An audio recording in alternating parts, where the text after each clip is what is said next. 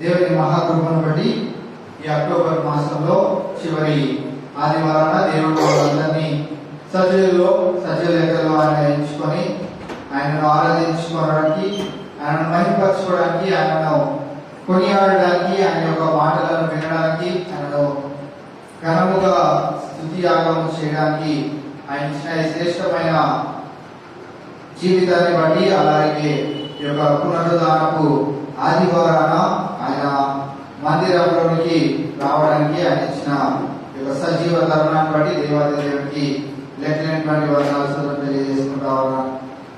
50 కీర్తనలో 23వ వచనాన్ని మనం ఒకసారి చదువుకుందాం. స్తుతి యాగము అర్పించువాడు నన్ను మహిమపరచుచున్నాడు, నేను వానికి దేవుని రక్షణ కనపరుచున్నట్లు వాడు మార్గము సిద్ధపరచు కొనెను. దేవుడి మాటలను మన ఇంటిలో భద్రపరచుగాక. ప్రార్థన చేసుకుందాం. దేవుడి దినాన ఆయన యొక్క సహాయాన్ని మనకు దయచేయలాగిన పాటల ద్వారా ఆయన మహిమపరచబడలాగిన, కీర్తన ద్వారా ఆయన మహిమపరచబడలాగిన, దైవ సందేశంలో నుంచి కూడా దేవుడు మనకి అద్భుతమైన మాటలను ఈ దినాన తెలియచేయలాగిన మనం ప్రార్థనా పూర్వకంగా ఈ యొక్క ఆరాధనను ప్రారంభించుకుందాం. దయచేసి అందరూ కళ్ళు మూసుకుందాం. కళ్ళు మూసుకుందాం, తలలు వంచుదాం. మనం ఎక్కడ ఉన్నవారం అక్కడే ఉందాం. దయచేసి ప్రార్థనలు ఏకీభవించాలని మీకు మనవి చేస్తా ఉన్నాం. పరిశుద్ధుడా పరమదిలో నిత్యం కొనియాడబడుతున్న మా తండ్రి, మీకే వందనాలు స్తోత్రం ప్రభువా. ఈ పునరుద్ధానపు ఆదివారాన నిన్ను నీ బిడ్డలముగా ప్రభువా ఈ యొక్క మందిర ఆవరణకు వచ్చి నేను ఆరాధించుకోవడానికి, నేను మహిమపరచడానికి, నేను కొనియాడడానికి మాకు ఇచ్చిన ఈ యొక్క సజీవ అవకాశాన్ని బట్టి మీకే వందనాలు స్తోత్రం ప్రభువా. ఎంతో మందికి లేనటువంటి ఈ యొక్క గొప్ప ధన్యతను అల్పులము, అయోగ్యులము, ఎందుకు పనికిరానటువంటి మాకు మీరు దయచేసిన రీతిని బట్టి మీకే వందనాలు స్తోత్రం ప్రభువా. ఈ యొక్క ఆదివారపు ఆరాధన ప్రభువా నీ నామ మహిమాలపై జరుగులాగిన సహాయం దయచేయండి దేవా. నీకు స్తుతి యాగము చేసేవారిగా మేము ఉండడానికి, నీ యొక్క రక్షణను ప్రభువా మేము ప్రభువా వారమంతా పొందుకొని ఉన్నాము కనుక మా నోరులను విప్పి నిన్ను స్తుతించడానికి మీ యొక్క సహాయాన్ని మాకు దయచేయమని ప్రార్థన చేస్తున్నాం దేవా. మరి సమయానికి సకాలంలో వచ్చిన ప్రతి ఒక్క బిడ్డను నువ్వు జ్ఞాపకం చేసుకోండి దేవా. వారి హృదయవాంఛలను తీర్చి తృప్తిపరచండి దేవా. మీకే వందనాలు స్తోత్రం ప్రభువా. అలాగే మార్గ మధ్యంలో నీ మందిరానికి రావాలని ఆసక్తి పడుతున్న ప్రతి ఒక్క బిడ్డను ప్రభువా సకాలంలో నీ మందిరానికి చేర్చండి దేవా. ఏ ఇబ్బందులు, ఏ ఇరుకులు, ఎటువంటి ప్రభువా మరి ఆటంకము, ఎటువంటి పనులు వారికి దయచేయకుండా ప్రభువా వారి యొక్క మార్గంలో మీరు సరళం చేయమని ప్రార్థన చేస్తున్నారు దేవా. మీకే వందనాలు స్తోత్రం ప్రభువా. మరి ఇప్పుడు బిడ్డలు నిలువబడి పాటు పాడుచుండగా వారికి మంచి స్వరాలు దయచేయండి. కీర్తన భాగంలో నుంచి అమూల్యమైన విషయాలు ప్రభువా నీ బిడ్డ తెలియచేస్తుండగా ప్రభువా మేము నేను ఎలా స్తుతించాలో, ఎందుకు స్తుతించాలో మీరు మాకు తెలియచేయమని ప్రార్థన చేస్తున్నారు దేవా. మరి అలాగే ప్రభువా మరి నీ యొక్క వాక్యాన్ని ప్రభువా నేను విధబోచుండగా ప్రభువా అది ప్రతి ఒక్కరి హృదయంలో నాటపడడానికి నీ యొక్క సహాయాన్ని దయచేయండి. మేమందరం ప్రభువా నీకు ఇష్టమైన బిడ్డలుగా మలుచుకోవడానికి నీ యొక్క సహాయాన్ని దయచేయమని ప్రార్థన చేస్తున్నాం దేవా. ఈ యొక్క ఆరాధన నీ నామ మహిమాదమై దీకరంగా జరగడానికి మీ యొక్క సహాయాన్ని దయచేయమని ప్రార్థన చేస్తూ వస్తున్న ప్రతి ఒక్క బిడ్డలు కూడా క్షేమంగా మా మధ్యలోకి చేర్చి మీరే మహిమానంద ప్రభావాలు ఆరోపించుకోమని ప్రార్థన చేస్తూ సమస్త ఘనత మహిమ నీకే ఆరోపిస్తూ ఈ ప్రార్థన ప్రభు యేసు నామములో అడిగి వేడుకుంటున్నాం మా తండ్రి, ఆమేన్. మన మధ్యలో ఎవరి వచ్చి పాట పాడి హౌస్ ఆఫ్ ప్రేయర్ పాఠ్య పుస్తకాల నుంచి 43వ పాట. నా ప్రాణమైన యేసు నా ప్రాణంలోనే కలిసి నా ప్రాణమాని నేను స్తుతించున్నాను. నా ప్రాణమైన యేసు నా ప్రాణంలోనే కలిసి నా ప్రాణమాని నిన్నే స్తుతించును. నా ప్రాణమాని నిన్నే స్తుతించును. నా ప్రాణమైన యేసు నా ప్రాణమైన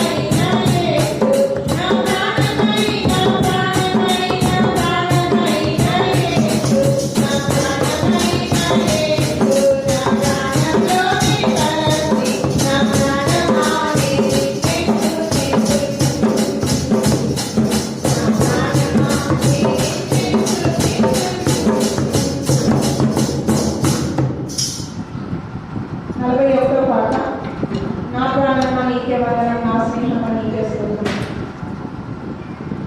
నా ప్రాణమా నీకే వందనం, నా స్నేహమా నీకే స్తోత్రము. నా ప్రాణమా నీకే వందనం, నా స్నేహమా నీకే స్తోత్రము.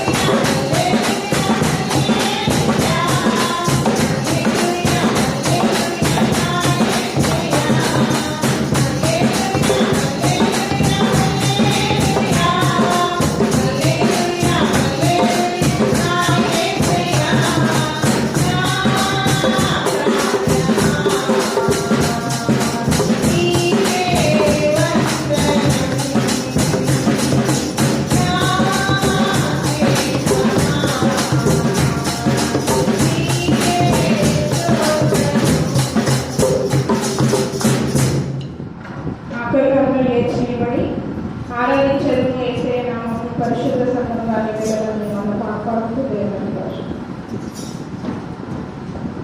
ఆరాధించెదము యేసయ్య నామమును పరిశుద్ధ సంఘముగా అన్నివేళలా మేము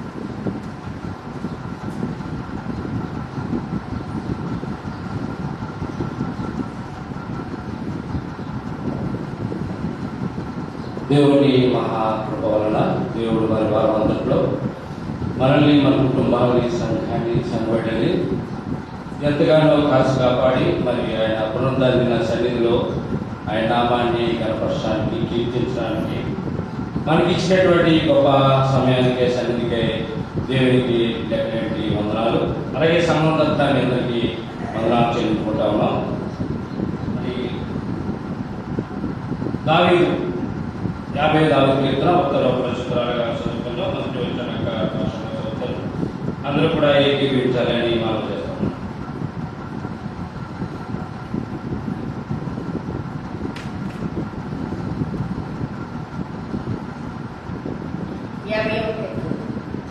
దేవాదేవుడైన యెహోవా ఆజ్ఞాపిస్తున్నాడు.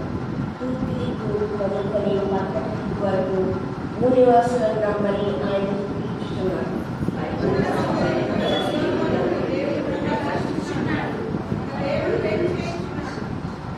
మన దేవుడు వేం చేయించున్నాడు. ఆయన మౌనంగా ఉండడు. ఆయన ముందర అగ్ని మండుతున్నది. ఆయన చుట్టూ ప్రచండవాయువు విసరించున్నది.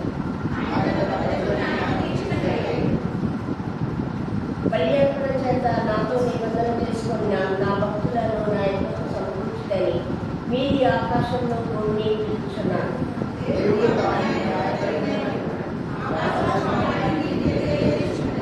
నా జనులారా నేను మాట్లాడుకోవచ్చున్నాను, ఆలోచించి ఇశ్రాయేలు ఆలోచింపు. నేను దేవుడను, నీ దేవుడను, నేను నీ మీద సాక్ష్యం పలికెదను.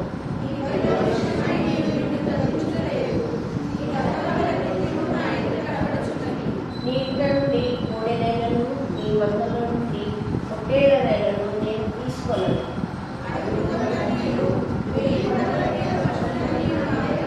కొండలలోని పక్షులన్నింటినీ నేనెత్తును, పొలంలోని పక్షవాదులు నా వశమైనవి.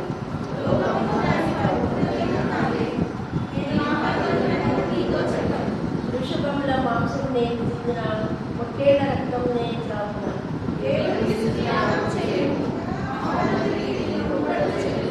ఆపత్కాలం నీవు నన్ను ఉంచి మొరపెట్టుకో, నేను విడిపించగలను, నీవు నన్ను బయటపరచను.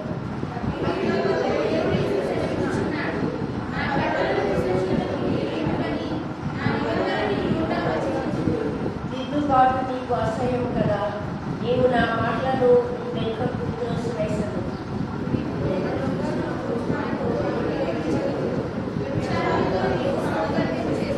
కీడు చేయవల్లని నీవు నోరు తెరుచున్నావు, నీ నాలుక కపటము కల్పించుతున్నది.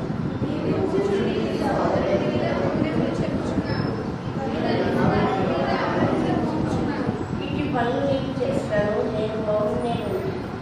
అందుకు నేను కేవలం నీ వంటి వాడనని నీవు అనుకుంటుంది. అయితే నీ పనులు ఈ సంగతులను నేను వరుసగా ఉంచి ధరించను.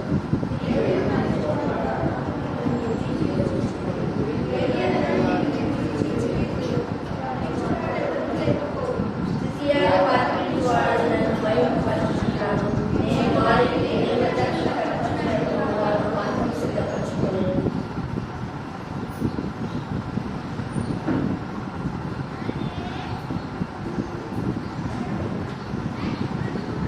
మతాయించాలని కూర్చోవాలని మనం చేస్తా ఉన్నాం. విషాదపడిన కీర్తన భాగాన్ని మన మధ్యలో వినయ్ ఉన్నారు. వారు వచ్చి వాక్య భాగాన్ని వివరిస్తారు. అందరూ కూడా ప్రార్థనాపూర్వకంగా దేవుని మాటలు వినాలని మనం చేస్తాం.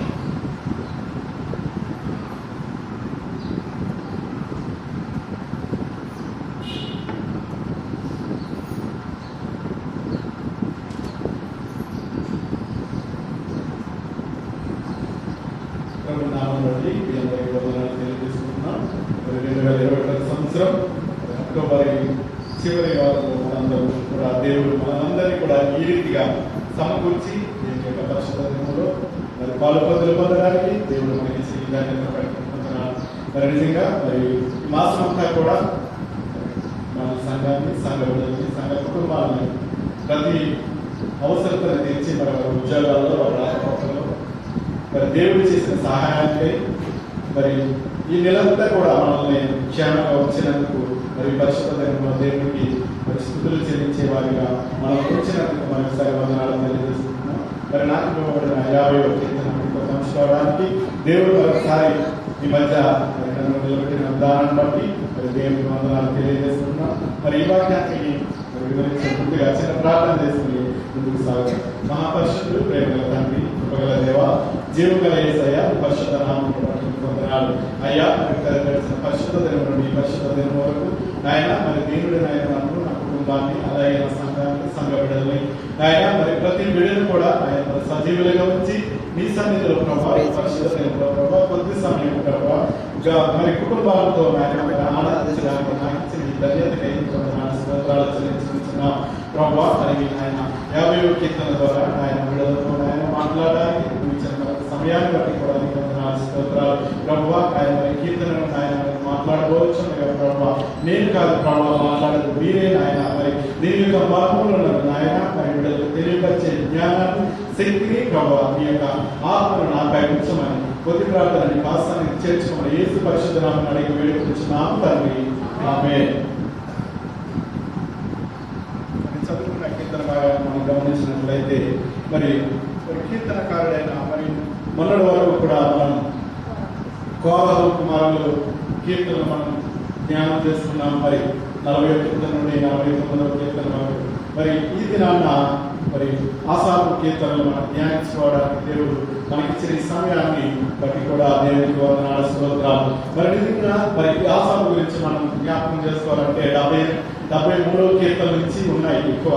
మరి మధ్యలో 50వ కీర్తన మనకి దేవుడు మరి పరిశుద్ధ గ్రంథంలో ఇంద్రుడు మరి ఇందులో రాయబడి మనం జ్ఞాపకం చేసుకుందాం.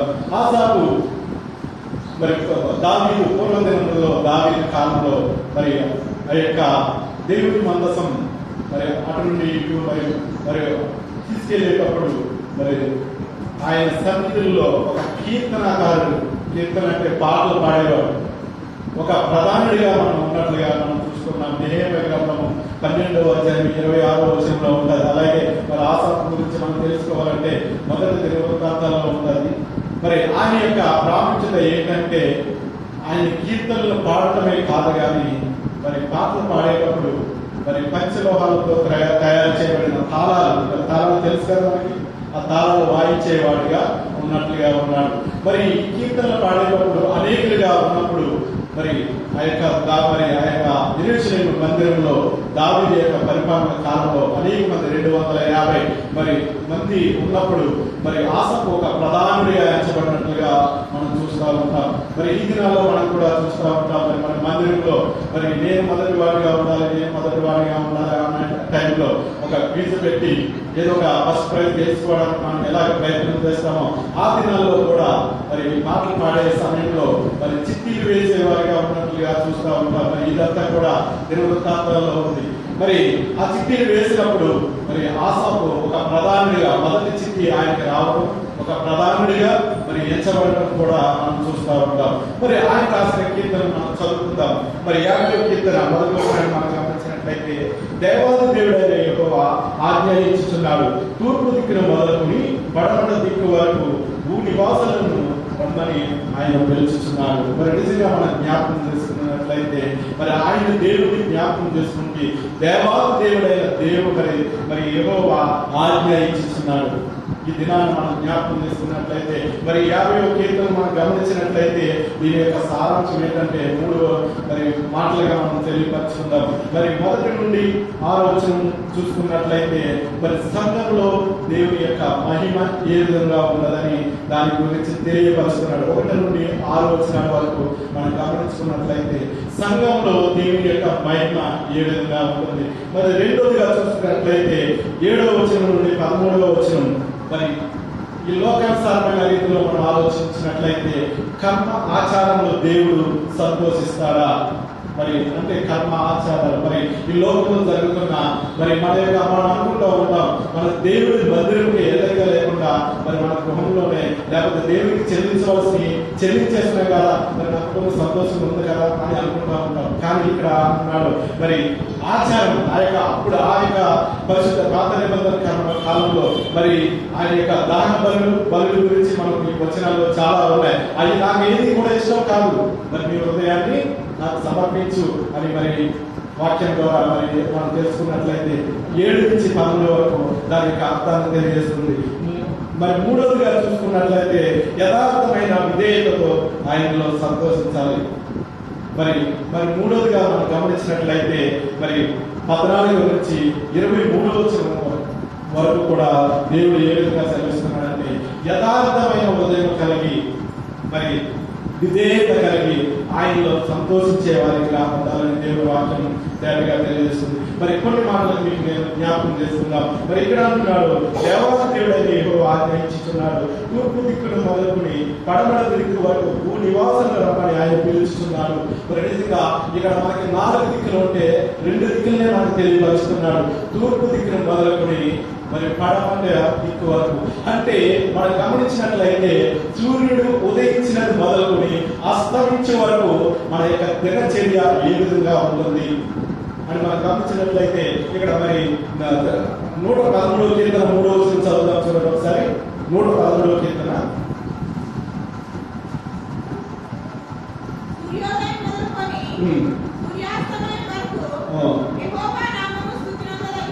మరి నిజంగా ఇక్కడ మనం గమనించినట్లయితే సూర్యోదయం మొదలుకొని సూర్యాస్తమయం వరకు మరి ఆయన యెహోవా నామము స్తుతి నొందదగినది. మరి ఈ దినాన మరి ఈ వారాంతంలో కూడా మరి మరి మన సంఘంలో కానీ సంఘ కార్యక్రమంలో కానీ మన కుటుంబంలో కానీ మరి ఉదయం లేచినది మొదలుకొని మరి సాయంకాలం సూర్యుడు అస్తమించి మన పడకల వరకు వెళ్ళే వరకు మనం దేవుని స్తుతిస్తున్నామా, మరి దేవుడు మన పట్ల మన కుటుంబం పట్ల మరి మన యొక్క కార్యక్రమాలు మన ఉద్యోగాల్లో మన రాకపోకల్లో మన యొక్క పరిపాలనలో దేవుడు చేసిన సహాయానికి మనం ఎంతోమంది మనం స్తుతిస్తూ ఉన్నాం. అలాగే అంటున్నాడు మరి మొదటి మరి 90వ కీర్తన 14వ వచనం చూసుకున్నట్లయితే మంచి మాట దేవుడు తేటగా తెలియజేస్తున్నాడు. 90వ కీర్తన 14వ వచనం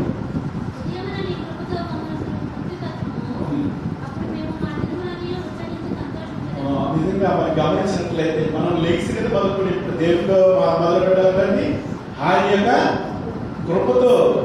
మరి నిజంగా మనం ఉదయం లేచినది మొదలుకొని ఏ విధంగా లేచినాం మనం ఆలోచన చేసుకుందాం. మరి కీర్తన కాడ ఎంత చక్కగా వాక్యాన్ని మనకు తెలియపరుస్తున్నాడు. ఉదయం మన యొక్క కృపతో మరి ఎప్పుడైతే ఆయన కృపతో ఆయన వాక్యంతో ఆయన యొక్క నామాన్ని స్తుతిస్తూ ఆయన బయలుపరుస్తూ మరి రేయ మొదటి ప్రార్థన చేసి నువ్వు లేచినట్లయితే మరి మా యొక్క కుటుంబం ఏ విధంగా ఉంటుందో మరి 14 మరి 90వ కీర్తన 14వ వచనం ద్వారా తెలియజేస్తున్నాడు. మరి అట్టి రీతిగా ఇక్కడ 90వ కీర్తన మరి కీర్తనకారుడు దేవాది దేవుడైన యెహోవాకు ఆజ్ఞాపిస్తున్నాడు. మరి తూర్పు దిక్కున మొదలుకొని పడమర దిక్కు వరకు భూనివాసులను రమ్మని ఆయన పిలుస్తున్నాడు, పిలుస్తున్నాడు.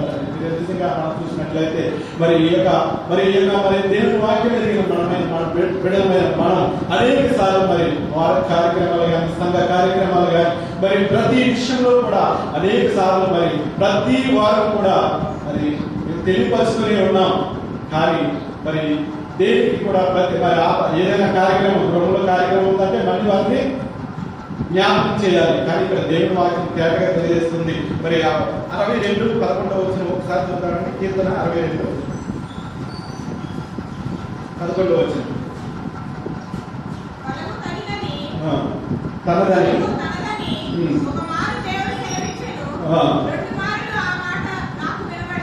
మరి నిజంగా మనం ఇది జ్ఞాపకం చేసుకున్నట్లయితే మరి దైవ సన్నిధిలో ఒకసారి మనం ఒక్క మాట చెప్తే అది ఎన్నిసార్లు చెప్పినట్లుగా మనం భావించాలి.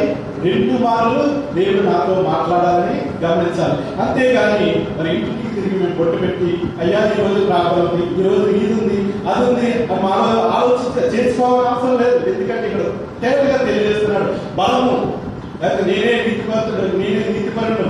మరి ప్రతి ఎవరైనా సరే దేవుని వాక్యం తెలిసిన వారందరూ కూడా అదే అంటున్నాడు. బలము తనదని ఒక మారు దేవుడు మరి సెలవించాను 2 మార్లు ఆ మాట నాకు వినబడదు. మరి నిజంగా దేవుడు దైవ సేవకులు కానీ సంఘంలో ఏదైనా మనం ఒకసారి మనం చెప్పినప్పుడు మరి 2 సార్లు దేవుడు నాతో చెప్పాడు, 2 సార్లు మరి దేవుని సన్నిధిలో మాట నాకు చెప్పాడు అని జ్ఞాపకం చేసుకునే వారిగా ఉండాలి. కానీ మరి దేవుని సన్నిధిని మర్చిపోయి మరి మన ఇంట్లోనే కూర్చుంటూ మరి ఈ దినాల్లో మనం చూసినట్లయితే చాలా సార్లు మనం హెచ్చరిస్తూ ఉన్నాం. కానీ దేవుని సమయాన్ని దొంగిలించొద్దని మరి అనేక సేవలు హెచ్చరిస్తూ ఉన్నారు. మరి నేనైనా మరి ఎవరైనా కూడా మరి దేవుని సన్నిధిలో పరిశుద్ధ గ్రంథాన్ని చేతపట్టుకున్న మనం ఇక్కడ పిలుస్తున్నాడు. పడమర తూర్పు దిక్కు నుండి పడమర దిక్కు వరకు ఉదయం మరి సూర్యోదయం మొదలుకొని సాయంకాలం వరకు కూడా దేవుని సన్నిధి నుండి పిలుస్తూనే ఉన్నాడు. ఒకవేళ ఈ దినాన్ని నువ్వు ప్రార్థన చేయవలసింది మర్చిపోతే మరి సాయంకాలం పరుండే వరకు కూడా నేను పిలుస్తూనే ఉన్నాడు, నేను జ్ఞాపకం చేస్తూనే ఉన్నాడు. మరి కీర్తనకారులు మరి వచనాలన్నీ చదవాలంటే చాలా మరి మీకు చాలా సార్లు చెప్తూ ఉంటాను. ప్రతి వచనం కూడా జ్ఞాపకం చేసుకున్నట్లయితే నీ బలునికి నాకు అవసరం లేదు, ఇవన్నీ నాయే, భూమి సృష్టించిందంతా కూడా నాదే. మరి కీర్తనలో మరి మనం చదువుకున్న మాస్టర్ గారు మరి చదివించారు కదా, ఉత్తర పచ్చపురాలు మనం చదవాలి కదా.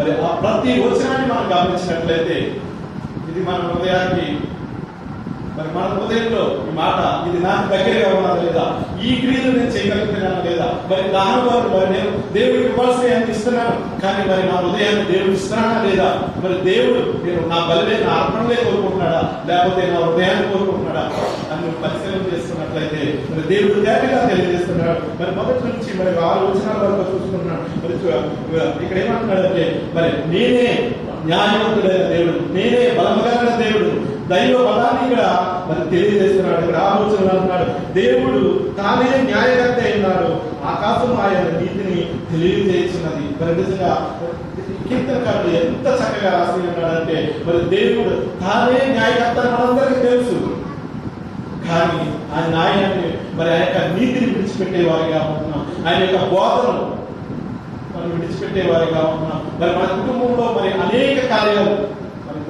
మరి సంఘంలోనే కానీ కుటుంబంలోనే కానీ అనేక కార్యాలు జరిగినా కూడా మనం ఇంకా కూడా త్రోవ తప్పిపోయేవారిగానే ఉంటున్నాం, మన సొంత స్వనీతిని ఆధారం చేసుకునేవారిగా ఉంటున్నాం. మరి నిజంగా జ్ఞాపకం చేసుకోండి, నేను చెప్తున్నానని కాదు, కానీ మరి నిజంగా మరి దైవ హెచ్చరికలు, అనేక హెచ్చరికలు మనం చూస్తూ ఉన్నాం. చాలా మంది అనుకుంటూ ఉంటారు, వీడేంటి చెప్పేదిలే, ఆడేంటి చెప్పేదిలే అనుకుంటాం. దేవుని వాక్యాన్ని మరి మరి దేవుడి చేత ఎన్నుకోబడిన బిడ్డలు మరి చిన్నవాడైనా సరే మరి దేవుని వాక్యాన్ని హెచ్చరించేటప్పుడు ఆ వాక్యాన్ని మనం శ్రద్ధగా వినేవారిగా, దాన్ని ఆచరించే వారిగా ఉండాలని మరి ఇక్కడ తెలియజేస్తున్నాడు. అందుకనే మరి కీర్తనకారుడైన ఆసాపు అంటున్నాడు, దేవాది దేవుడైన దేవుడు యెహోవా ఆజ్ఞ ఇచ్చుచున్నాడు. మరి ఈ దినాన నీకు నాకు ఆజ్ఞ ఇచ్చుచున్నాడు. గమనించండి మన హృదయాలు ఏ విధంగా ఉన్నాయి, ఒకసారి ఆలోచన చేసుకుందాం. అదే మరి అంతేకాదు 7వ వచనం చూస్తాం, నా జనులారా నేను మాట్లాడబోతున్నాను ఆలకించుడి, దినదినము నీతో నాతో మాట్లాడుతున్నాడు. ఎంత చక్కగా రాశాడు చూడండి. నా జనులారా, వేరే వాళ్ళే అంటలేదు, నా జనులారా, ఎందుకంటే నేను సృష్టింపబడిన నా బిడ్డలు, ఆయన విడిచిపెట్టేవారు ఒక మరి దేవుని నమ్ముకోపోయినా కూడా ప్రతి ఒక్కరిని పిలుస్తున్నాడు, నా జనులారా పిలుస్తున్నాడు. మరి నేను మీతో మాట్లాడబోతున్నాను, ఆలకించండి, ఇశ్రాయేలు ఆలకింపము, నేను దేవుడను నీ దేవుడను నీ మీద సాక్ష్యం పలికెదను. ఒక దినాన మరి నీ గురించి మనం అనుకుంటా ఉంటాం, ఈ లోకానుసారమైన జీవితంలో నేను చాలా నీతిమంతుడని అనుకుంటాను. ఒక దినంలో ఒక సాక్ష్యాన్ని ఉంచుతానని మాటల ద్వారా హెచ్చరిస్తున్నాడు. ఆ సాక్ష్యం ఏంటో తెలుసండి, నీ యొక్క పాప జీవితాన్ని నువ్వు అనుకుంటా ఉంటావు, నేను చేస్తున్నది ఎవరికి తెలియదని అనుకుంటా ఉంటావు, కానీ ఒక దినాన్న సాక్ష్యాన్ని ముందు పెట్టబోచున్నాడు. మరి వచ్చినట్టు మీకు ముందుగా మరి చదువుతుంటే మనకు తెలుస్తూ ఉంటారు. మరి వాక్యాన్ని చదువుతున్న బిడ్డలారా, వాక్యాన్ని వింటున్న బిడ్డలారా, వాక్యాన్ని గమనిస్తున్న బిడ్డలారా, ఒకసారి మన హృదయాన్ని పరిచయం తీసుకుందాం. అంతేకాదు ఇక్కడ మరి కింద మరి 7 నుంచి మరి 13 వరకు మనం చూసుకున్నట్లయితే దేవుడు ధ్యానంగా తెలియజేస్తున్నాడు. మరి నిజంగా మన ఆలోచన చేసుకుందాం, నీ యొక్క హృదయ స్థితి ఏ విధంగా ఉంది, మన యొక్క ప్రవర్తన ఈ లోకానుసారమైన జీవితంలో ఏ విధంగా ఉంది, మరి మనం జ్ఞాపకం చేసుకుందాం. 15వ వచనంలో అంటున్నాడు, ఆపత్కాలంలో నీకు నన్ను గురించి మొరపెట్టను, నేను నిన్ను విడిపించదను, నీవు నన్ను మహిమపరచదవు. మరి ఇక్కడ దేవుడు తేటగా తెలియజేస్తున్నాడు. మరి 15వ వచనంలో అంటున్నాడు, ఆపత్కాలంలో నీవు నన్ను గురించి మొరపెట్టను, నేను నిన్ను విడిపించదను, నీవు నన్ను మహిమపరచదవు. మనం ఇప్పుడు దేవుని సన్నిధిలో మొరపెట్టే వారికి ఉంటాము. మీ అందరికీ తెలుసు, మనకి ఏదైనా శ్రమ వచ్చినప్పుడు, ఏదైనా వేదన వచ్చినప్పుడు, అయినా కూడా దేవుడు నిన్ను విడిచిపెట్టనని మరి దేవుడు వాక్యం తెలియజేస్తుంది. మరి వారంతట్లో కూడా మరి దేవుడిని కలిగించిన ప్రతి దినము కూడా నువ్వు దేవుడిని విడిచిపెట్టినా, మరి నీకు శ్రమ కలిగినప్పుడు దేవుడి సన్నిధిలో ప్రార్థించినట్లయితే, దేవుడి సన్నిధిలో మొరపెట్టినట్లయితే, మరి ఈ బిడ్డ ఇంతకాలం మరి లోకానుసారమైన జీవితంలో జీవించాడు, లోకానుసారమైన వెలుగులో నడిచాడు, ఆయన గురించి నాకు అవసరం లేదా అనుకోవడం మన దేవుడు ఏమంటున్నాడు చూసారండి. మరి నిన్ను గురించి మరి నన్ను గురించి మొరపెట్టము, నేను నిన్ను విడిపించేదను. మరి ఎంత జాలి కలిగిన దేవుడు అండి మన దేవుడు, ఎంత కనికరం కలిగిన దేవుడు అండి. మరి ఒక్కసారి కూడా జ్ఞాపకం చేసుకుందాం, ఇటువంటి జాలి కలిగిన దేవుడు, మరి కనికరం కలిగిన దేవుడు, ప్రేమ కలిగిన దేవుడు మరి మీకు నాకు కలిగినప్పుడు మనం ఇంకా దేవుడు విడిచిపెట్టేవారిగానే ఉన్నామా? ఒక్కసారి ఆలోచన చేసుకుందాం. ఉదయకాల సమయమైన కీర్తనకారుడు నిన్ను నన్ను హెచ్చరిస్తున్నాడు. నీకు ఒకవేళ నీ లోకానుసారమైన జీవితంలో మరి ఎవరి కాలం అంతా కూడా మీ లోకానుసారమైన జీవితంలో మరి నీ ఇష్టం వచ్చినట్టు నువ్వు జీవించేసి మరి నీకు కాళ్ళు చేతులు పడిపోయినప్పుడు, మరి నీకు అనారోగ్య పరిస్థితుల్లో, నువ్వు లేవలేని పరిస్థితుల్లో ఉన్నప్పుడు, నువ్వు దేవుని సన్నిధిలో మొదలుపెట్టినా కూడా మరి నీ యొక్క మొరను నేను ఆలకించి నిన్ను విడిపించదను, నీవు నన్ను మహిమపరచదు. మరి ఆయన మహిమపరిచే నువ్వు ఎప్పుడైతే స్వస్థత ఉంటావో మరి అప్పుడు నిన్ను మహిమపరిచే వాడిగా ఉంటామని తెలియజేస్తున్నాడు. అంతేకాకుండా మనం చూసుకున్నట్లయితే మరి చివరిగా మనం చూసుకున్నట్లయితే మరి ఈ వచనాలు ఒక్కొక్కటి కూడా మనం గమనించుకున్నట్లయితే మరి దేవుడు ఎంతో మరి మన పట్ల, మన కుటుంబాల పట్ల అనేక మరి ఆశ్చర్య కార్యాలు మనం చేసేవారిగా ఉంటూ ఉన్నాడు. మరి ఇక్కడ అదే 16వ వచనం చూద్దాం. భక్తిహీనులతో దేవుడి ఇంట్లో సెలవిచ్చినాడు, నా కట్టడలను వివరించడానికి నీకేం పని. నిజంగా మనం ఆలోచన చేస్తున్నాం, భక్తిహీనులతో మాట్లాడుతున్నాడు. అంతేకాదు నా నిబంధన నీ నోట వసించదవేమి. దేవుడు ఎంతగా మరి మనతో మాట్లాడుతున్నాడు. మరి అదే అంతేకాకుండా చూడండి 19వ వచనంలో గమనించినట్లయితే కీడి చేయవలన నీవు నోరు తెరిచి ఉన్నావు, నీ నాలుక కప్పము కనిపిస్తున్నది. ఒకవేళ మరి ఇక లోకానుసారమైన జీవితం మనం గమనించినట్లయితే మరి మనం అనుకుంటా ఉంటాం, ఎవరైనా మన శ్రమ పెట్టినప్పుడు, ఎవరైనా మనల్ని ఇబ్బంది పెట్టినప్పుడు వారికి కీడి చేయాలని మనం ఆలోచన చేస్తూ ఉంటాం. మరి అటువంటి స్థితిలో నీవు ఉన్నట్లయితే దేవుని వాక్యం తెలియజేస్తుంది, కీడి చేయవలనని నీవు నోరు తెరిచి ఉన్నావు, నీ నాలుక కపటంతో కల్పించి ఉన్నావు, నీవు కూర్చుండి నీ సహోదరుల మీద తొందరలో చెప్పుచున్నావు. మరి ఇటువంటి ప్రవర్తన, ఇటువంటి మరి మనసు కలిగి మనం ఉన్నట్లయితే దేవుడు మనల్ని హెచ్చరిస్తున్నాడు. మరి అటువంటి నడవడికలు మనం ఉండకూడదని, అటువంటి పరిస్థితుల్లో కూడా మనం వెళ్ళకూడదని దేవుడు వాక్యం తెలియజేస్తుంది. మరి నీ తల్లి కుమారుని మీద అపనిందలు మోపుచున్నావు, ఇట్టి పనులు నీవు చేసినాను నేను మౌనమై ఉంటుంది. నిజంగా చూసినట్లయితే మరి ఇట్టి ప్రవర్తన దేవుడి బిడ్డలుగా మనం కలిగి ఉన్నప్పటికీ కూడా మరి ఇక్కడ మంచి మాట్లాడుతున్నాడు. ఏమన్నాడని, ఇట్టి పనులు నువ్వు చేసినాను నేను మౌనమై ఉంటుంది. మనం గమనించుకోవాలి, మన కుటుంబాల పట్ల, మన యొక్క పరిస్థితుల పట్ల, మరి లోకానుసారమైన రీతిలో అనేక సార్లు పడిపోతూ లేస్తూ ఉంటాం.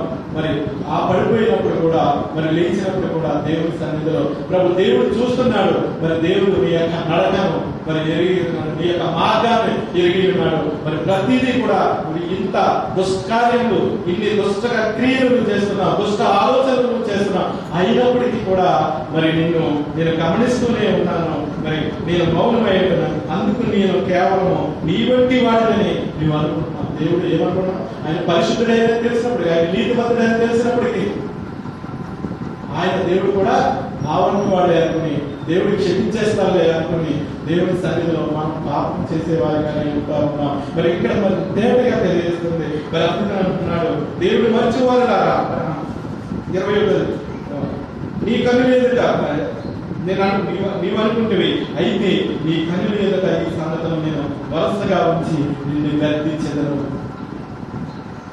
మనం అనుకుంటూ ఉంటాం, దేవుడు చూస్తా లేదే, చూడట్లేదే కదా అనుకుంటా. కానీ ఏమని అంటున్నాడు చివరిగా 21లో చివరిగా అంటున్నాడు, నీ కన్నుల ఎదుట ఈ సంగతులను నేను వరుసగా వచ్చి నిన్ను గర్దించదను.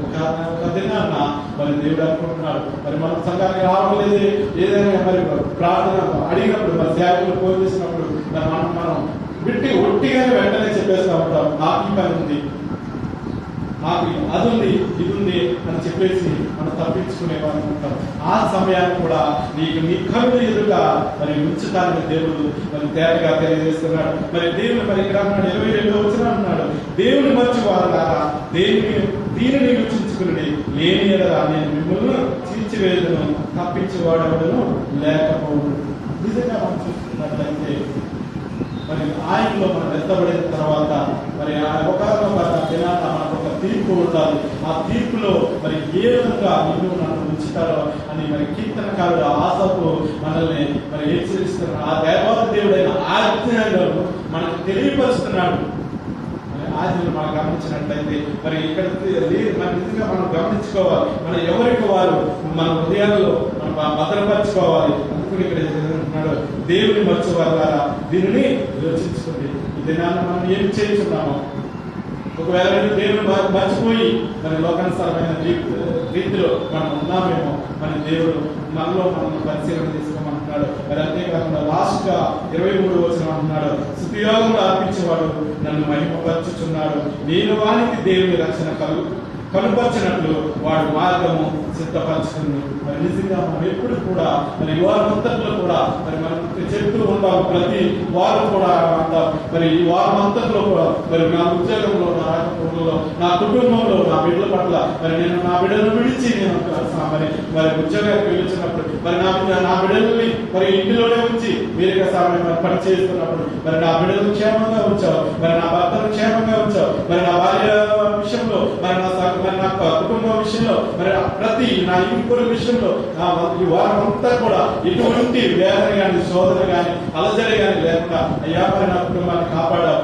కాచావు, మరి భద్రపరిచావు. అందుని బట్టి నీకు స్తుతియోగాలు చెల్లిస్తున్నాను నేను. మరి అంటున్నాడు, స్తుతియోగం అర్పించేవాడు నన్ను మహిమపరుచుచున్నాడు.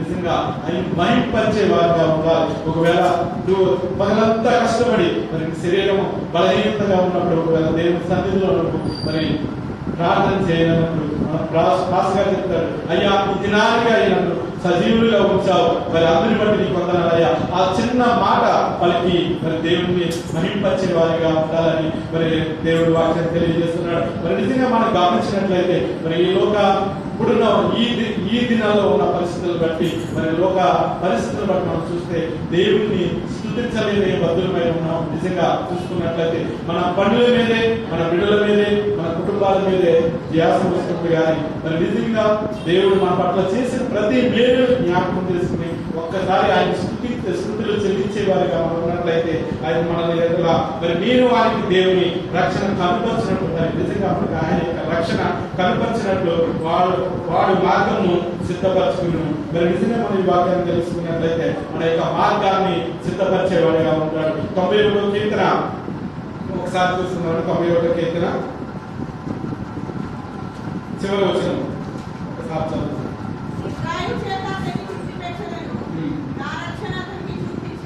ఎప్పుడైతే ఆయన సన్నిధిలో, దేవుని సన్నిధిలో స్తుతియోగం అర్పించు ఆయన మహిమపరచుంటావు, మరి దీర్ఘాయువు చేత ఆయన నేను తృప్తిపరచను. మరి నా యొక్క రక్షణ ఆయనకి చూపిస్తానని మరి దేవుడు వాక్యం తేటగా తెలియజేస్తుంది. మరి కీర్తనకారుడు అంటున్నాడు, మరి దేవాది దేవుడైన ఆజ్ఞయిస్తున్నాడు, తూర్పు దిక్కును మొదలుకొని పడమట దిక్కున ఉన్న బూడి వాసులందరినీ కూడా పిలుస్తున్నాడు. మరి దేవుడికి ఎప్పుడైతే నువ్వు కృతజ్ఞతాస్తుతులు చెల్లించి ఆయనకి లోబడి ఆయన నామాన్ని తిరిగి ఆయన రక్షణను కొనియాడి ఉంటావు, మరి 91వ కీర్తన 16వ వచనం ద్వారా నిన్ను నన్ను హెచ్చరించి మరి ఆయన యొక్క రక్షణను మనకి చూపించేవాడిగా మరి దేవుని వాక్యాన్ని మనకు తెలియపరచుగా వాడిగా ఉన్నాడని మరి దేవుడు తెలియపరుస్తున్నాడు. ఈ కొద్ది వాక్యాన్ని దేవుడు దీవించి ఆశీర్వదించిన గాక.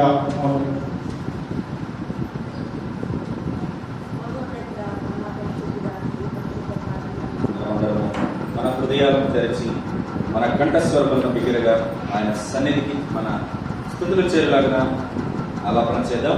అందరికీ వచ్చినటువంటి మాట, ప్రేమించేదను అధికముగా ఆరాధించు ఆసక్తితో. చక్కగా పాడుతున్నాం. ప్రేమించేదను అధికముగా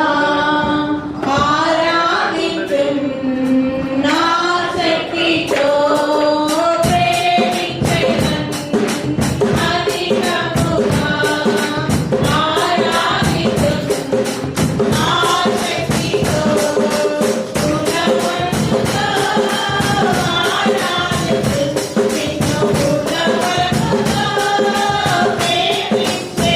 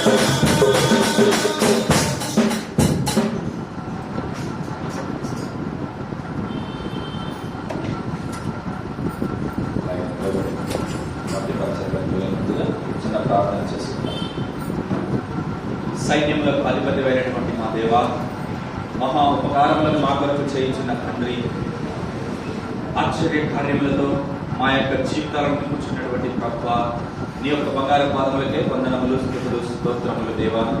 ఇదిగోనైనా ఈ యొక్క పరిశుద్ధ ఆదివార కాలంలో తండ్రి, సంఘంగా మేము చేసినటువంటి ఈ యొక్క ఆరాధనలను, స్తుతి గానములను ప్రభువా నీవు ఆలకిస్తున్నావని, ఆకాశ మహాకాశములపై తండ్రి యొక్క కుడిపార్శ్వన కూర్చుని ఉండి ఇదిగో దేవా నీవు మా యొక్క స్తుతులను అంగీకరిస్తున్నావని మేము నమ్ముచున్నాము ప్రభువా. నీవు మాకు అనుగ్రహించినటువంటి జ్ఞానము కొలది ప్రభువా, నీవు మాకు బయలుపరిచినటువంటి వాక్యానుసారంగా ప్రభువా నిన్ను ఆరాధిస్తూ ఉన్నాము తండ్రి. దయతో మా ప్రార్థన ఆలకించమని వేడుకొచ్చున్నాను ప్రభువా. ఈ ప్రత్యేకమైన సందర్భంలో తండ్రి, నీవు అభిషేకించిన బిడ్డలు ప్రభువా, ఇదిగోనైనా ఎవరి కాలమందే నీ కాడి మొదటకు సిద్ధపడి ఇదిగోనైనా ఇదిగో ప్రభువా నీ యొక్క సేవలో వచ్చినటువంటి బిడ్డలు జ్ఞాపకం చేసుకోండి నాయన. బిడ్డపై నీ ఏడంతల ఆత్మను కుమరించండి ప్రభువా. బిడ్డ నోటి మాటల ద్వారా ప్రభువా ఇదిగోనైనా నీ యొక్క ఆత్మీయ ఆహారమును మాకు దయచేయమని వేడుకొచ్చున్నాను ప్రభువా. నీవే సర్వ జగత్ రక్షకుడవని, నీవే రక్షింప సమర్థుడైన దేవుడవని, మా విమోచకుడవని నమ్మి మా హృదయంలోని పాదముల చేత కుమరిస్తున్నాము తండ్రి. నీ వాక్యంతో మమ్మల్ని నింపండి ప్రభువా. ఇక్కడ చేరిన ప్రతి ఒక్క బిడ్డపై నీ దీవెనలు నిండుగా మెండుగా కుమరించమని మా మధ్యలో త్వరలో రానైన నజరేయుడైన యేసుక్రీస్తు నామమున అడిగి వేడుకొంటున్నాను తండ్రి. దేవుని మహాకృపను బట్టి దేవుని యొక్క వాక్యాన్ని ధ్యానం చేసుకోవడానికి దేవుడు మరి యొక్క అవకాశాన్ని నాకు దయచేసి ఉండడాన్ని బట్టి దేవునికి లెక్కైనటువంటి వందనాలు తెలియజేసుకుంటాను. నేటి ధ్యానాంశంగా సమూయేలు రాసిన మొదటి గ్రంథము 2వ అధ్యాయము మొదటి 10 వచనాల్లో ఉన్న కొన్ని సంగతులను ఈ దినాన మనము ధ్యానం చేసుకుందాం. ఎవరు చదవనవసరం లేదండి, మనకి సమయం తక్కువగా ఉంది కనుక ఎక్కువ శాతం వరకు మీరు వినడానికి ప్రయత్నం చేస్తే బాగుంటది. ఆ 10 వచనాల్లో నుండి దేవుడు ఈ దినాన మనకు తెలియచేయబోతున్న మాటలు ఏంటివో శ్రద్ధగా ఆలకిద్దాం. మొట్టమొదటిగా మనం గమనించినట్లయితే ఆ 10 వచనాల్లో మొదటి వచనంలో ఎవరి గురించి చూస్తామండి? ఎవరి పేరు కనిపిస్తుంది అక్కడ? హన్నా. ఎవరు హన్నా? సమూయేలు తల్లి. భర్త పేరు ఎల్కానా. ఓకే. సో ఈ దినాన హన్నా దేవుని పాదాల చెంతకు వచ్చి ఒక విజ్ఞాపన చేసింది, ఒక మనవి కోరుకుంది. అయితే ఆ మనవిని దేవుడు తీర్చిన వెంటనే హన్నా ఎట్టి రీతిగా దేవుణ్ణి స్తుతించిందో ఈ దినాన మనము నేర్చుకుందాం. ఎందుకు హన్నా జీవితం మన జీవితంలో అంతగా ఇంపార్టెంట్? లేకపోతే హన్నా చేసిన ప్రార్థన మనం అంతా పఠించుకోవాలా అంటే చాలా చాలా చాలా ప్రాముఖ్యమైనది. ఆవిడ యొక్క జీవితాన్ని ఒకసారి పక్కన పెడదాం. అయితే ప్రాముఖ్యమైనది ఏంటి అంటే హన్నా జీవితంలో దేవుడిని ఎలా స్తుతించింది, దేవుడిని ఎందుకు స్తుతించింది, దేవుడు తన జీవితంలో ఏ మేలు చేస్తే ఆవిడ ఏం చేసిందో ఇది నా కొన్ని విషయాలను మనం గమనిద్దాం. మొట్టమొదటిగా హన్నా తన హృదయ వాంఛను దేవుడు తృప్తిపరిచాడు అని స్తుతించింది. ఏంటండి ఆవిడ హృదయవాంఛ? హన్నా యొక్క హృదయవాంఛ ఏంటి? కుమారుడు కావాలని, నాకు బిడ్డలు కావాలి అని ఆ హన్నా కోరుకుంటున్న వేళ దేవుడు తన యొక్క మహాకృపను బట్టి హన్నాకు గర్భాన్ని ఇస్తాడు. దేవుడు హన్నాను ప్రేమించి గర్భాన్ని ఇచ్చిన తర్వాత తన కుమారునికి ఏమని పేరు పెడుతుంది? సమూయేలు అని పేరు పెడుతుంది. సమూయేలు పేరుకు అర్థము, సమూయేలు పేరుకు అర్థము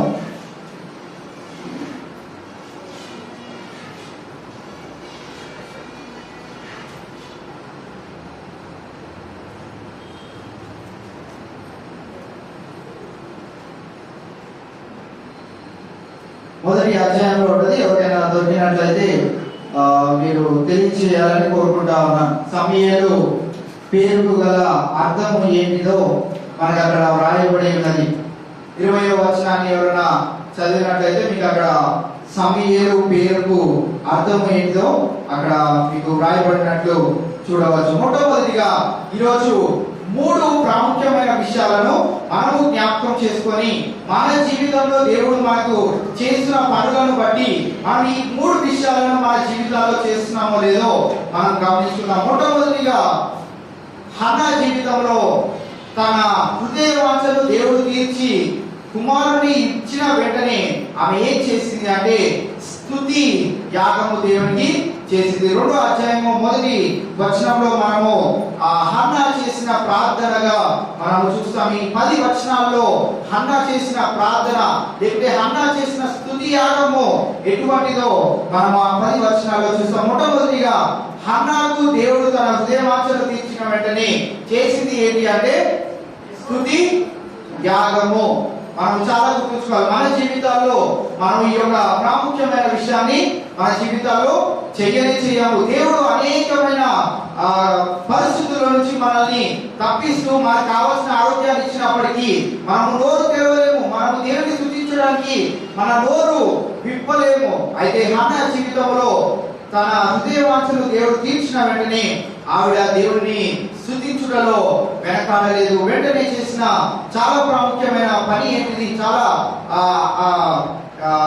దేవుని గణపరిచే విషయంలో హన్నా చేసింది స్తుతి యాగము. రెండోదిగా మనం గమనించినట్లయితే ఆమె విశ్వాసము ఎటువంటిదో లేకపోతే దేవుని యొక్క ఉన్నతమైన ఆ యొక్క స్థితి ఎటువంటిదో ఆవిడ జ్ఞాపకం చేసింది. మనము గమనించినట్లయితే హన్నా విశ్వాసాన్ని బట్టి దేవుడు ఎంత ఉన్నతమైన దేవుడో, దేవుడు ఎంత గొప్పవాడో, దేవుడి యొక్క శక్తి ప్రభావములు ఎంత గొప్పవో, దేవుని పాదాల చేతకు వస్తే దేవుడు ఎన్ని గొప్ప కార్యాలు చేయగలుగుతాడో అవన్నీ తన యొక్క ప్రార్థనలో హన్నా చేసినట్టు మనము చూస్తూ ఉంటాం. మనము ప్రతి విషయంలో దేవునికి కృతజ్ఞతాస్తుతులు చెల్లించబదులమై ఉన్నాం.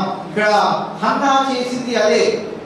మొదటిగా స్తుతులు అర్పించింది, రెండోదిగా కృతజ్ఞతాస్తుతులు చెల్లించింది. దేవుడు ఎంత గొప్పవాడో ఆవిడ కనపరిచింది. ఎందుకంటే హన్నాకు చాలా సంవత్సరాల తర్వాత కుమారుడు అడిగిన తర్వాత తనకు దేవుడు కుమారును అనుగ్రహించినట్టు మనం చూస్తాం. కనుక రెండోదిగా మనం ఏం చేయాలంటే దేవునికి మనము కృతజ్ఞతాస్తుతులు చెల్లించబదులమైన. మూడోదిగా మనము దేవునికి ఇవన్నీ చేయడం వల్ల మనము ఏం చేస్తామంటే మన యొక్క జీవితాల వల్ల ఇంకొకరిను ప్రేరేపించగలుగుతాం, ఇంకొకరిని దేవుని వైపు ఆకర్షించగలుగుతాం. నీ జీవితంలో ఏమీ లేదనుకోండి, నీ జీవితం ఎట్టి రీతిగా ఉందో అలానే ఉంది, ఎక్కడ పెట్టినది అక్కడే ఉన్నది అనుకోండి, నీ దేవునికి ఏమైనా మహిమ కలుగుతుందా?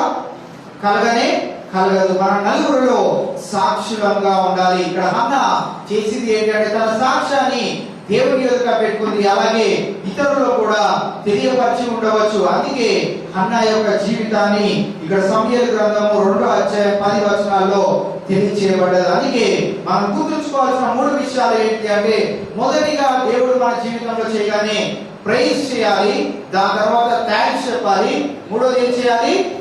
టెస్ట్ మనీ చెప్పాలి. ఈ 3 విషయాలను చాలా ప్రాముఖ్యంగా మనము గుర్తుంచుకోవాలి. ఎందుకు అంటే ఇంగ్లీష్ బైబిల్లో ఏమనుందంటే అల్టిమేట్ కంట్రోల్.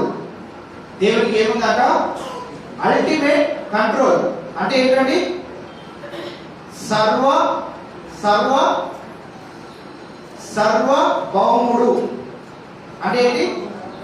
సర్వ భౌముడు అంటే అల్టిమేట్ కంట్రోల్. నీకు ఏదైనా నీ చేతిలో నీకు బండి బాగా వచ్చింది అనుకోండి, నీ చేతిలో ఏముంటది? బండి కంట్రోల్ ఉంటుంది. బ్రేక్ ఎప్పుడు వేయాలో తెలుసు, ఎప్పుడు రేస్ చేయాలో తెలుసు, ఎప్పుడు గేర్ వేయాలో తెలుసు, ఎప్పుడు బండి ఆఫ్ చేయాలో తెలుసు. దేవుని చేతిలో ఏముంది అంటే నా జీవితమే కాకుండా ఆయన సృష్టించిన ప్రతి ఒక్కటి ఆయన చేతుల్లో ఉంది. దేవునికి ఇంకొక పేరు ఏంటి అంటే సర్వభౌముడు అంటే సావరెన్ గాడ్, సావరెనిటీ కలిగిన దేవుడిగా మనము మన దేవుని చూడొచ్చు. హన్నా జీవితంలో తన విశ్వాసాన్ని మనం గుర్తు చేసుకోవాలి. ఏంటిది ఆ విశ్వాసం అంటే పెళ్ళినాకి ఎంతమంది బిడ్డలు పుట్టినా కానీ దేవుని పైన హన్నా అనుకొని ప్రార్థన చేస్తా ఉంది. ఒకానొక దినాన దేవుడు తన మొరను ఆలకించి తన విశ్వాసాన్ని కాపాడుటకు హన్నా జీవితంలో కూడా ఒక కుమారుణ్ణి దేవుడు అనుగ్రహించాడు. ఆ కుమారుడు ఒట్టిగా జీవించలేదు, కానీ ఆ కుమారుని ఏం చేసిందంటే వెంటనే అమ్మ దేవుడు ఇన్ని సంవత్సరాల తర్వాత నాకు కుమారుని అనుగ్రహించాడని గారాబంగా తన దగ్గరనే ఉంచుకొని పెంచలేదు, కానీ సమయాన్ని ఏం చేసిందండి చిన్ననాటి నుండి దేవునికి అప్పచెప్పేసింది. అంత ప్రార్థన చేసి దేవుని పాదాల చెంతకు వచ్చి మొరపెట్టుకుంటే దేవుడు అనుగ్రహించిన తర్వాత ఏం చేసింది అన్న మళ్ళీ తిరిగి దేవునికి ఇచ్చేసింది. 12 సంవత్సరాల నుంచో చిన్ననాటి నుండి సమూయేలు ఎలా ఉన్నాడు అంటే దేవుని పనులు చేయడంలో చాలా ప్రాముఖ్యమైన వ్యక్తిగా ఉంటా ఉన్నాడు. కనుక మనము ఈ యొక్క హన్నా జీవితంలో నుంచి ఆవిడ చేసిన యొక్క పనులను మనం కూడా చేస్తున్నామో లేదో ఒకసారి జ్ఞాపకం చేసుకోవాలి. మనం కూడా ఏం చేస్తా ఉంటామంటే కృతజ్ఞత కూడికను ఇంకేమైనా కూడికను మన గృహంలో పెట్టుకోవాలంటే మాకేం కావాలి రీజన్ కావాలి కదా. రీజన్ కావాలి. రొట్టిగా ఎవరైనా పెట్టుకుంటామండి కృతజ్ఞత కూడిక లేకపోతే థ్యాంక్స్ గివింగ్ ప్రేయర్ ఎవరైనా పెట్టుకుంటారు రొట్టిగా. దేవుడు ఏమన్నా మా జీవితాల్లో చేయాలి. చేయకుండా ఎవరైనా పెట్టుకుంటారా? మీరు ఎవరైనా చేయొద్దండి. మీ జీవితాల్లో దేవుడు ఏమి చేయకపోయినా మీ కృతజ్ఞత కూడిక ప్రతి సంవత్సరం పెట్టుకుంటామని ఎవరైనా చేయొద్దండి. ఎవరు లేరు కదా. మన జీవితాల్లో దేవుడు ఏదో ఒక పని చేస్తేనే మనం ఆయనకు కృతజ్ఞత లేకపోతే మన సాక్ష్యాన్ని ఇతరులకు పంచేవారుగా ఉంటాం. అయితే ఇది నా హన్నా జీవితంలో నుంచి మనం నేర్చుకోబోయే పాఠం ఏంటి అంటే దేవుడు అనుదినము అనుక్షణము మనకి తోడుగా ఉండి మనల్ని సంరక్షించుకున్నాడనే విషయాన్ని మనం గుర్తుంచుకున్న వేళ ప్రతి ఒక్క సంవత్సరానికి ఒక్కసారైనా మా గృహంలో ఒక దినమన్నా ప్రార్థన జరగాలి అనే ఆ యొక్క జీల్ మన జీవితాల్లో కూడా ఉంటా ఉంటది. కనుక మనము చాలా జాగ్రత్తగా ఈ విషయాలను చేస్తున్నామో లేదో గమనించుకోవాలి. ఏదైనా కృతజ్ఞత కూడిగా పెట్టుకోవాలంటే చాలా ఖర్చు అండి. భోజనాలు పెట్టాలేమో, ఒకే రోజు ప్రార్థన పెట్టుకున్నాం, భోజనాలు పెట్టాలేమో, స్నాక్స్ పెట్టాలేమో, 7 వారాల ప్రార్థన అయితే ప్రతిరోజు స్నాక్స్ ఏదైనా పెట్టాలేమో, ఇలాంటి ఆలోచనలు అస్సలు కలిగి ఉండవద్దు. ఎందుకు అంటే మార్త మరియా జీవితాన్ని మన ముందు దేవుడు అందుకే ఉంచాడు. ఒకరు ఏం చేస్తున్నారు, అయ్యో అందరూ వస్తున్నారే వాళ్ళకి ఏం పెట్టాలి అనే ఆసక్తితో ఉంటే ఇంకొకరు ఏం చేస్తున్నారు, దేవుని పాదాల చెంత కూర్చొని దేవుడు ఏం చెప్తాడా అని ఆసక్తిగా వినడానికి సిద్ధంగా ఉన్నారు. అయితే మనము ఏదైనా కృతజ్ఞత కూడిగా పెట్టుకున్నప్పుడు ఈ పనులలో ఏం చేస్తూ ఉంటామంటే కరెక్ట్ మెసేజ్ స్టార్ట్ అయ్యడానికి ఏం చేస్తారు, హస్బెండ్ వెళ్ళి సమోసాలు కరిపప్పులో ఏవో తీసుకురావడానికి వెళ్తాడు. కావాల్సిన వాక్యం వాళ్ళ కుటుంబానికి వినడు. తర్వాత జీవితాల్లో మార్చబడడం చాలా కష్టం. కనుక హన్నా జీవితంలో చేసిన ఆ 3 పనులను మనము జాగ్రత్తగా గుర్తుంచుకుందాం. ఇప్పుడు మనము ఆ యొక్క 10 వచనాల్లో కొన్ని వచనాలను ఈ దినాన ధ్యానం చేద్దాం. ఆ యొక్క ప్రార్థనలో హన్నా చేసిన ప్రార్థనలో దేవునిని ఎంతగా మహిమపరిచిందో, దేవుని యొక్క ఆ యొక్క స్థితిని ఎంత గొప్పగా చెప్పిందో మనం చూద్దాం. మొట్టమొదటిగా 2వ వచనంలో మనం గమనిస్తే దేవుడు ఆశ్రయదుర్గమై ఉన్నాడు అని తెలియజేసింది. ఆశ్రయదుర్గం అంటే ఇంగ్లీష్ బైబిల్లో ట్రాన్స్లేషన్ ఏమంటుందంటే ది రాక్ రాయి. దేవుడు ఆశ్రయదుర్గము. రాయి అనగా రాయికి డెఫినేషన్ లేకుంటే రాయికి ఉన్న గుణం ఏంటిదండి? రాయి ఇట్లా నలిపేయగలుగుతామా? స్ట్రాంగ్ గా ఉంటది. కొండను మూవ్ చేయగలుగుతామా? మూవ్ చేయలేము. దేవుని యొక్క ఆ యొక్క గుణగణాల్లో దేవుడిని హన్నా ఏమని తెలియజేస్తుందంటే దేవుడు ఆశ్రయ దుర్గము అంటే దేవుడు కదల్చబడడు. ఆయన బలము కలిగిన దేవుడు. ఆయన ఎప్పటికీ మారని దేవుడు. రాయి ఉన్నదనుకోండి, దాన్ని ఎప్పుడన్నా మార్చగలుగుతామా? ఎవరైనా మూవ్ చేయగలుగుతామా? చేయలేము. దానికి ఇంకా ఏముంది? బలము ఉంది. 2 గుణాతిశయాలను మనము రాయిలో చూస్తూ ఉంటాం. మన జీవితంలో కూడా మనకి కావాల్సిన మంచి ఫౌండేషన్ ని మనం వెతుకుతూ ఉంటాం. అయితే మనమందరము మంచి ఫౌండేషన్ లోనే ఉన్నాం, కానీ ఆ ఫౌండేషన్ లోకి వచ్చిన తర్వాత మనం బిల్డింగ్ ఎంత స్ట్రాంగ్ గా కడుతున్నాం అనేది చాలా ప్రాముఖ్యమైనది. ఫౌండేషన్ దేవుడు మన జీవితంలో వేశాడు. ఆయన రక్షణను ఇచ్చి మన జీవితంలో ఫౌండేషన్ వేసుకున్నాడు. అయితే దాని తర్వాత ఏం బాధ్యతను ఇచ్చాడంటే బిల్డింగ్ సరిగ్గా కట్టుకునే బాధ్యత నీది. ఒకవేళ నువ్వు బిల్డింగ్ సరిగ్గా కట్టుకోలేదనుకో ఫౌండేషన్ ఉండిపోతుంది, కానీ బిల్డింగ్ ఏమైపోతుంది? కుప్పకూలిపోతుంది. కనుక మన జీవితాలను సరి చేసుకోవడానికి దేవుడు మనకి మంచి ఫౌండేషన్ యేసుక్రీస్తు వారి యొక్క జీవితం ద్వారా, ఆయన చిందించిన రక్తం ద్వారా, ఆయన నలగొట్టిన శరీరము ద్వారా మనకి మంచి ఫౌండేషన్ ఇవ్వబడింది. ఆయన మనకు రక్షణ ఇచ్చి మనకు తన ప్రియ కుమార్తెలుగా స్వీకరించుకొని ఉన్నాడు. బిల్డింగ్ కట్టుకునే పని మనది. యంగ్ ఏజ్ లో ఉన్నప్పుడు ఆ జీవితాన్ని సరిగ్గా కట్టుకోవాలి. కుటుంబ జీవితంలోకి వచ్చినప్పుడు ఆ జీవితాన్ని సరిగ్గా కట్టుకోవాలి. బిడ్డలు వచ్చిన తర్వాత ఆ జీవితాన్ని మనం సరిగ్గా కట్టుకోవాలి. మనము బిడ్డల పెళ్లి చేసే వయసుకు వచ్చేటప్పటికి ఆ జీవితాన్ని కూడా సరిగ్గా కట్టాలి. దాని తర్వాత మనం వృద్ధాప్యంలోకి వెళ్ళినప్పుడు ఆ జీవితాన్ని కూడా సరిగ్గా కట్టుకోవాలి. బిల్డింగ్ కట్టుకోవడం చాలా ప్రాముఖ్యమైన విషయం. మన జీవితంలో మనము చాలా విషయాల్లో తప్పడుగులు వేస్తూ మన బిల్డింగ్ ని మనమే కూల్చి వేసుకుంటాం. మన ఫౌండేషన్ ఎప్పుడు మన జీవితంలో స్ట్రాంగ్ గానే ఉంది, మన బిల్డింగే సరిగ్గా ఉండట్లేదు. అది చాలా జాగ్రత్తగా మనం గుర్తుంచుకోవడానికి ఇక్కడ మనము దేవుడిని ఆశ్రయ దుర్గంగా పెట్టుకుంటే ఆయన ఎలా ఉన్నాడు అంటే బలముగా ఉన్నాడు, కదల్చబడనిగా లేకుంటే మార్చబడని దేవుడుగా మన జీవితంలో మనకు దేవుడు ఉన్నాడు కనుక ఆయనను హన్న ప్రార్థనలో ఏమని గుర్తు చేస్తుందంటే దేవుడు ఆశ్రయదుర్గమై ఉన్నాడని జ్ఞాపకం చేసుకుంది. రెండోదిగా మనం గమనించినట్లయితే మూడో వచనంలో ఏమని తెలియజేస్తుందంటే దేవుడు అనంత జ్ఞాని అయి ఉన్నాడు.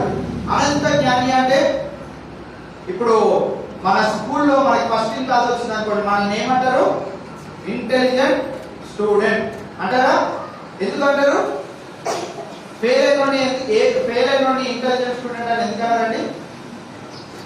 ఎందుకన్నారు? వాడికి ఏ క్వశ్చన్ ఇచ్చారో ఏ ఆన్సర్ రాశాడో వాడికే తెలియదు. ఇంటెలిజెంట్ స్టూడెంట్ ఫస్ట్ క్లాస్ వచ్చిన వాళ్ళకి ఎందుకు వారికి ఇంటెలిజెంట్ స్టూడెంట్ అని బిరుదిస్తారు? ఆ క్వశ్చన్ కి ఆ ఆన్సర్ కరెక్ట్ గా రాశారు కనుక వాళ్ళని ఇంటెలిజెంట్ స్టూడెంట్ అంటారు. ఇక్కడ కూడా మనం గమనించినట్లయితే మన దేవుడు ఎటువంటి దేవుడు అంటే అనంత జ్ఞాని, అంతము, ఆయన జ్ఞానమునకు అంతము లేదు. రెండోదిగా ఈ హన్నా జీవితంలో నుంచి తన యొక్క ప్రార్థనలో నుంచి మనము ఏం తెలుసుకున్నామంటే దేవుడు అనంత జ్ఞానము కలిగిన దేవుడు. అవచనంలో ఆ మాటలు ఎందుకు రాయబడి ఉన్నదంటే పెనిన్న తన యొక్క జీవితంలో ఎలా ఉంది అంటే హన్నాను నీవు గొడ్రాలు, నీకు పిల్లలు లేరు అని ఎప్పటికప్పుడు తన నోరును మరేసుకుంటూ పెనిన్న ఉంటున్నట్లు మనం చూస్తాం. అందుకే ఇక్కడ తన ప్రార్థనలో ఏమని జ్ఞాపకం చేసిందంటే 3వ వచనాన్ని ఒకసారి చదువుదాం. అనంత జ్ఞాని దేవుడు,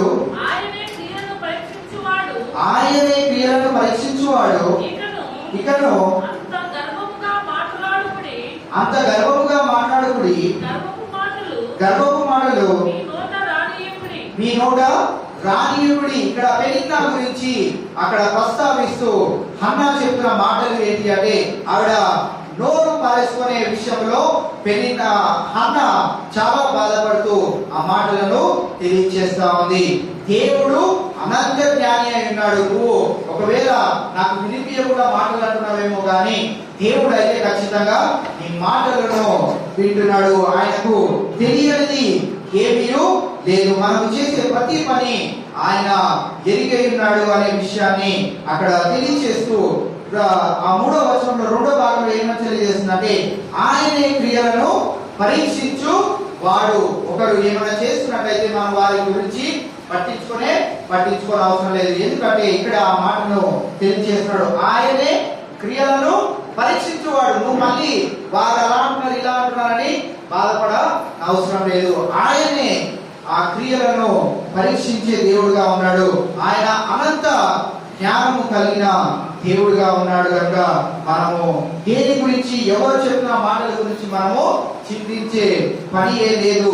అయితే హన్నా ఏం చేసింది అంటే హన్నా చాలా జ్ఞానవంతురాలిగా దేవుని యొక్క జడ్జ్మెంట్ కి పెనిన్నా జీవితాన్ని వదిలివేసింది. తను కూడా మనము ఈ దినాల్లో జ్ఞాపకం చేసుకుంటే ఎవరన్నా మనల్ని ఏమన్నా అన్నారనుకోండి మనం ఏం చేస్తాం?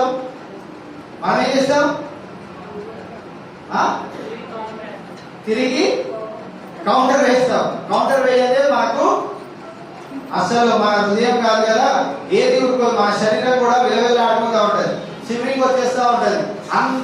వాళ్ళని తిరిగి మనం ఏదైనా అంటే కానీ మన శరీరము, హృదయము, మనస్సు అవన్నీ మన ఆధీనంలోకి మళ్ళీ రానే రావు. కనుక ఇక్కడ హన్నా జీవితంలో నుంచి నేర్చుకునే ప్రాముఖ్యమైన విషయం ఏంటి అంటే, జ్ఞానవంతురాలు ఏం చేస్తుంది అంటే దేవుడికే అప్పచెప్తుంది.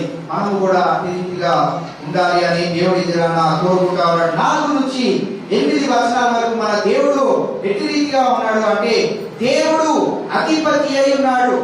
అధిపతి అంటే ఏంటండి? అధిపతి అంటే ఏంటి? Head, king. కింగ్ కి ఆయన పైన ఎవరైనా ఉంటారా? ఓనర్ కి ఆయన పైన ఎవరైనా ఉంటారా? ఇక్కడ మన దేవుడిని కూడా ఏమని ప్రస్తావిస్తా ఉంది అంటే, దేవుడు అధిపతి అయి ఉన్నాడు. 8వ వచనాన్ని మనం ఒకసారి గమనించినట్లయితే, ఆయన అధికారము లేకపోతే ఆయన అధిపతిగా ఉన్నాడు అని చెప్పడానికి లేకపోతే ఆ యొక్క మాటలకు సరిసంబంధమైన అర్థము 8వ వచనంలో మనం చూడవచ్చు. దరిద్రులను అధికారులతో కూర్చుండబెట్టుటకును, మహిమగల సింహాసనమును స్వతంత్రింపజేయుటకును, వారిని మట్టిలో నుండి ఎత్తువాడు ఆయనే. దేవి గల వారిని పెద్ద కుప్పల మీద నుండి లేవనెత్తువాడు ఆయనే. భూమి యొక్క స్తంభములు యెహోవా వశము, లోకమును వాటి మీద ఆయన నిలిపి ఉన్నాడు. అధిపతి అయిన దేవుడు ఏమేం చేయగలుగుతాడో ఈ యొక్క 8వ వచనంలో మనము చూసుకొని 4 నుంచి 8 వచనాల వరకు మీరు గమనించగలిగినట్లయితే, దేవుడు అధిపతిగా ఉన్నాడు అనే విషయాన్ని హన్నా యొక్క ప్రార్థన జీవితంలో ఆవిడ తెలియజేసినట్టు మనము గమనించవచ్చు. చివరిగా 10వ వచనంలో మనం చూసుకున్నట్లయితే, దేవుడు అత్యున్నతమైన జడ్జిగా లేకపోతే న్యాయమూర్తిగా ఆయన ఉన్నట్లు అక్కడ హన్నా యొక్క ప్రార్థనలో మనం గమనించవచ్చు. 10వ వచనాన్ని ఒకసారి చదువుదాం. 10వ వచనంలో కొన్ని విషయాలను మనము గమనించుకొని మనము ఈ యొక్క దైవ ధ్యానాన్ని ముగించుకుందాం. యెహోవాతో వాదించువారు నాశనమగుదురు. పరమండలంలో నుండి ఆయన వారిపైన ఉరుము వలె గర్జించును. లోకపు సరిహద్దులలో నుండి వారికి ఆయన తీర్పు తీర్చును. తాను నియమించిన రాజునకు ఆయన బలమిచ్చును. తాను అభిషేకించిన వానికి అధిక బలము కలుగజేయును. ఇక్కడ మనం గమనించినట్లయితే, లోకపు సరిహద్దులలో నుండి వారికి ఆయన తీర్పు తీర్చును. దేవుడు ఎలా ఉన్నాడు అంటే, దేవుడు అత్యున్నతమైన న్యాయమూర్తిగా ఆ వచనంలో మనము ఆయనను చూస్తా ఉన్నాం. కనుక ఈ యొక్క హన్నా యొక్క ప్రార్థన ఎటు రీతిగా ఉందండి? మొట్టమొదటిగా ఏమన్నది? దేవుడిని దేవుడు ఆశ్రయదుర్గముగా ఉన్నాడు. రెండోదిగా ఏమన్నది? అనంత జ్ఞానము కలిగిన దేవుడు అని అన్నది. మూడోది ఏమన్నది? అధిపతిగా ఉన్నాడు అని అన్నది. నాలుగోదిగా న్యాయమూర్తిగా దేవుడు ఉన్నాడు అని తెలియజేసింది. కనుక ఆయన న్యాయము తీర్చే దేవుడు. ఆయన న్యాయము ఖచ్చితముగా కరెక్ట్ గానే ఉంటది, ఇటు అటుగా ఉండనే ఉండదు అనే విషయాన్ని అక్కడ హన్నా జ్ఞాపకం చేసినట్టు మనము చూస్తా ఉన్నాం. కనుక హన్నా జీవితంలో నుంచి నేర్చుకున్న కొన్ని విషయాలను మనం గుర్తుంచుకొని మన జీవితంలో, మన దైనందిన జీవితంలో దేవుడు మనకు చేసిన మేలును బట్టి, చేసిన ప్రతి ఒక్క ఉపకారాన్ని బట్టి మనము ఈ విషయాలను చేస్తున్నామా లేదా అని మనల్ని మనం ఒకసారి పరీక్షించుకుందాం. సంవత్సరం అంతా దేవుడు అనేకమైన మేలు మన జీవితంలో చేశాడు. సంవత్సరం ఆఖరిలోకి వచ్చేసి ఉన్నాం. మనము దేవుడికి ఏం చేశామో అనేది ఒకసారి మనల్ని మనము ఒకసారి పరీక్ష చేసుకుందాం. ఒకసారి మన జీవితాలను పరిశీలన చేసుకుందాం. దేవుడు ఎన్ని మేలు మన జీవితాల్లో చేశాడు, దానికి ఆపోజిట్ సైడ్ లో మనము దేవుడికి ఎంతవరకు చేశాము, ఈ రెండు మీరు ఒక్కసారి ఒక వెయిట్ మిషన్ లో వేసి చూడండి.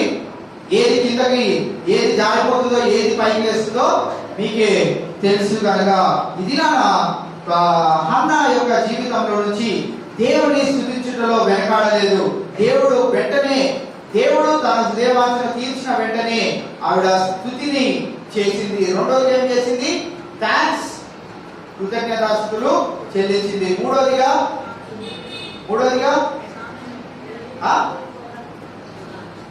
ఏం చేసింది? సాక్ష్యము చెప్పుకుంది. కనుక మనం కూడా అటు రీతిగానే ఉండి దేవుడు మనకు ఆ కృపను దయచేలాగా మనం ప్రార్థన చేసుకుందాం. దానికి ముందు మేరీ మరియా యేసుక్రీస్తు ప్రభువారి యొక్క తల్లి తాను కూడా చేసిన ప్రార్థనను మీరు కావాలంటే ఒకసారి ఇంటికి వెళ్ళినాక ఒకసారి చదవండి. లూకా సువార్త 1వ అధ్యాయము 46 నుంచి 55 వచనాల వరకు అక్కడ మరియమ్మ చేసిన ప్రార్థన కూడా మనం చూస్తూ ఉంటాం. దాంట్లో కూడా మరియమ్మ చేసిన ప్రార్థనల ఆ యొక్క స్థుతిలో కూడా దేవుని యొక్క ఉన్నత స్థితిని ఆవిడ జ్ఞాపకం చేస్తుంది. సర్వశక్తి కలిగిన దేవుడు అనే మాటను అక్కడ జ్ఞాపకం చేస్తుంది. ఇంకో మాటను కూడా అక్కడ ఆవిడ జ్ఞాపకం చేసినట్టు మనం చూస్తా ఉన్నాం. అలాగే ఈ హన్నా చేసిన ఈ యొక్క ప్రార్థనల నుండి మనం ఇంకా కొన్ని విషయాలను తెలుసుకోవాలంటే యూదా రాసిన పత్రిక 20 నుంచి 23 వచనాల వరకు మనం గమనిస్తే అక్కడ కూడా మనకి ఈ యొక్క ప్రార్థన ఎటువంటి ప్రార్థన ఈ హన్నా చేసింది అనే విషయాలను మనం తెలుసుకోవచ్చు. కనుక ఈ కొద్ది మాటలను దేవుడు మనందరి ఇంటిలో భద్రపరచుగాక. దయచేసి అందరం కళ్ళు మూసుకుందాం, ప్రార్థన చేసుకుందాం.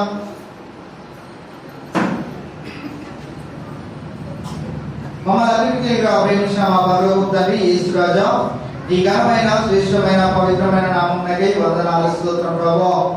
ఈ యొక్క పునరుద్ధానపు ఆదివారాన నీవు మమ్మల్ని నీ బిడ్డలుగా స్వీకరించి నీ యొక్క మందిర ఆవరణలోకి వచ్చి నిన్ను పాటల ద్వారా స్తుతించుకోవడానికి, కీర్తన ద్వారా నిన్ను ఎందుకు స్తుతించుకోవాలో తెలుసుకొని ప్రభువా, నిన్ను స్తుతి ఆరాధనలో ప్రభువా నీకు స్తుతులు అర్పించడానికి మా నోరు తెలిసిన దేవా మీకే రెట్టినటువంటి వందనాలు, స్తోత్రం ప్రభువా.